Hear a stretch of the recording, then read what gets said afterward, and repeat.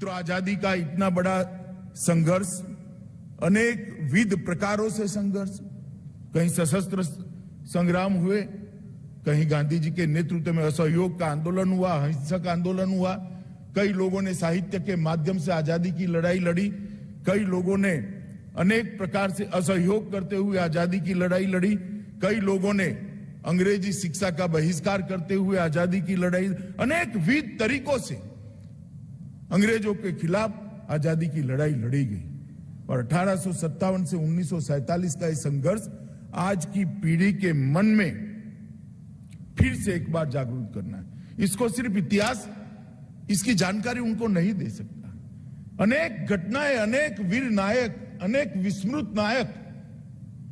उनका चरित्र उनके मानस पटल पर जीवित करना पड़ेगा, तब जाकर वो अपने आप को आजादी के संघर्ष के साथ जुड़ेगा। और एक बच्चा अगर आज आजादी के संघर्ष के साथ अपने आप को जोड़ देता है तो पूरे दिन, पूरे जीवन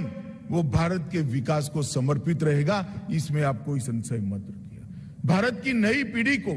हमारी आने वाली पीढ़ी को आजादी के साथ, देश के साथ जोड़ने का ये स्वर्णिम अवसर है। इसलिए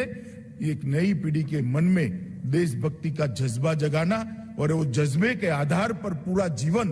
देश के लिए काम करता रहे, इस प्रकार की एक नई पीढ़ी का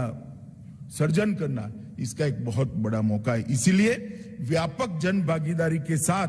आजादी का अमृत महोत्सव मनाया जाए, इसका आग्रह देश के प्रधानमंत्री जी ने हम सबके सामने रखा है। राष्ट्रगान का कार्यक्रम हो, रंगोली बनाने का कार्यक्रम हो, स्वतंत्रता संग्राम के विस्मृत वीरों पर शोध और संकलन का कार्यक्रम हो, मेरा गांव मेरी धरोहर वो कार्यक्रम हो,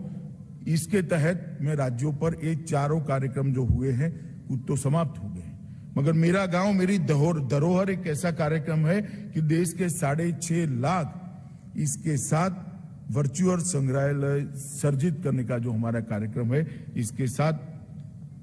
जिलों को जोड़ना पड़ेगा, तब जाकर हम काम कर पाएंगे।